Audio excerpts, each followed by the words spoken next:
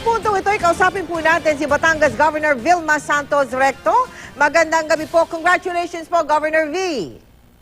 Thank you po, Miss Mel. Magandang gabi din po sa inyo, Sir Mike. Magandang gabi po at sa lahat po ng nanonood ng 24 oras. Kamusta na Magandang gabi po?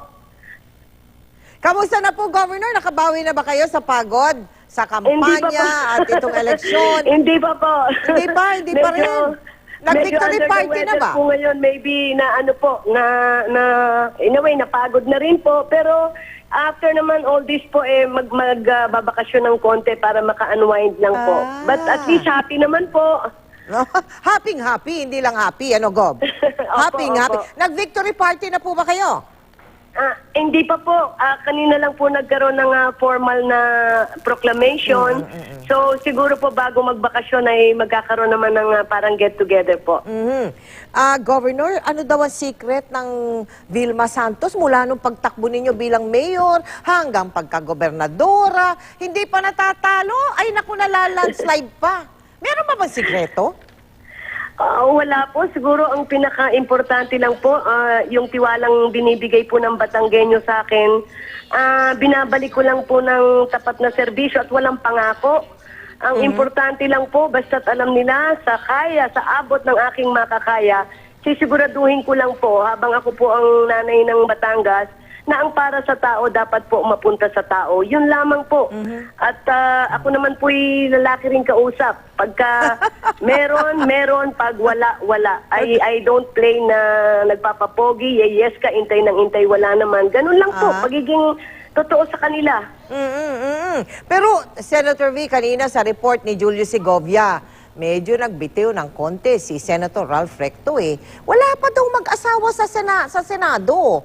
Baka naman, parang ano, pwede ba yun, ma'am? Pwede ba? Alam niyo po, wala ako, lalo na po ako, wala ako marami nagtatanong. Sa totoo lang po, wala po akong political ambition at all.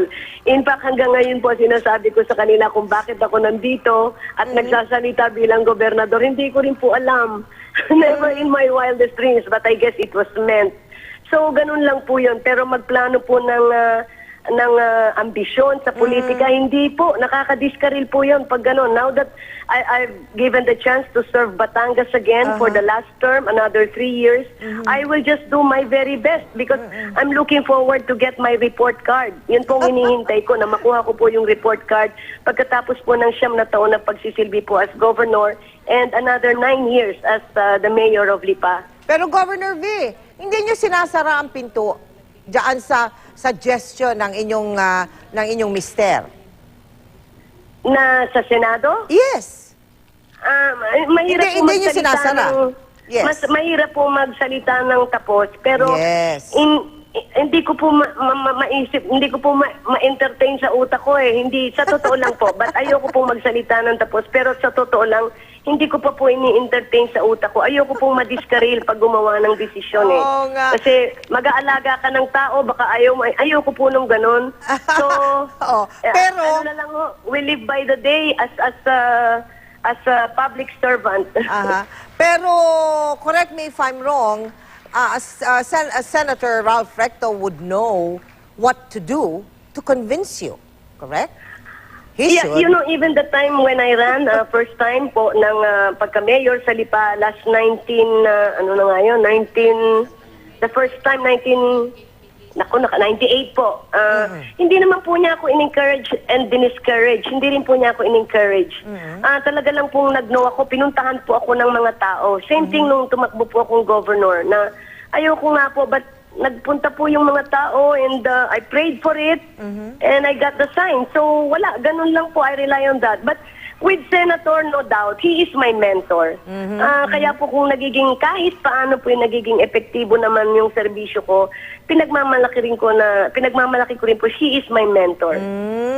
Ayan, Governor V, si Luis medyo nagpahapyaw na rin. Ibig sabihin ba niyan from here on, kayo at si Senator Recto ay kumbaga igagabay na siya, no?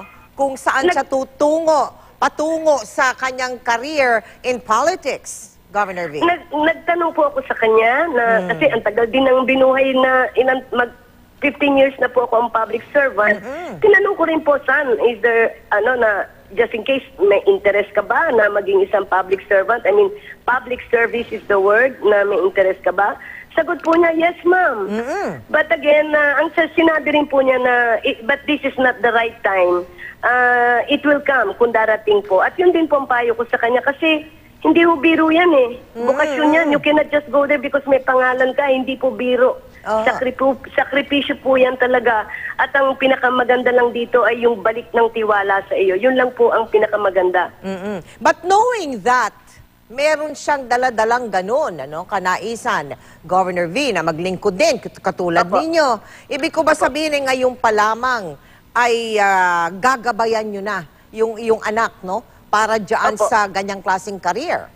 Opo. I will make sure. Parang yung ginawa rin po sa akin nung nanalo ko ng pagka-mayor noon, pinag-aral po ako ni Ralph. I took a crash course po sa UP ng Public Administration.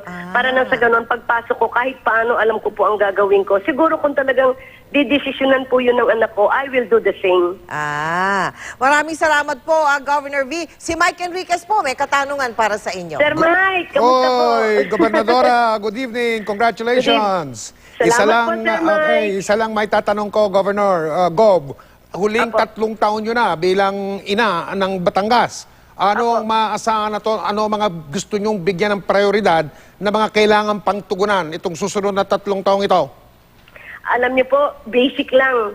I will just continue because nakita ko po sa tagal na rin po ng pagsisilbi ko, ang kailangan lang po ng mga tao natin hindi mahirap, basic. Ano ba yung basic? Health, lagi po itong nadidinig eh. Health, education, kabuhayan, kalye, security, that is the basic. But the thing is, ang question dito, nai-implement ba? Naa-aksyonan ba? But again, the biggest bulk of our budget po sa provincial government goes to HEARTS program, acronym HEARTS po. At nandun na po lahat yun. Health, education, environment, agriculture, roads, infrastructure, tourism, and technology. Doon na po mapupunta yung buong bulto ng budget ng provincial government. Now, the rest problems, we cannot work on that yet till maging sustainable na itong HEARTS na ito. Kasi pag pinagsabay-sabay niyo po lahat, puro ningas kugon yan.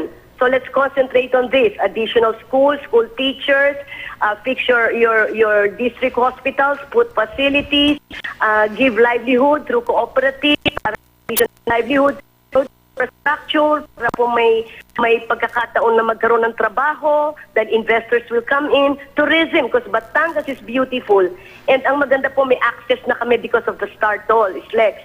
And then SE Security. We give full support sa amin po mga kapulisan para mas maging effective po sila sa pag-handle po ng peace and order. Dito lang muna tayo. Pag naging successful ito at naging workable, sustainable, I think kahit paano pasado po tayo sa tiwalang ibinigay nila.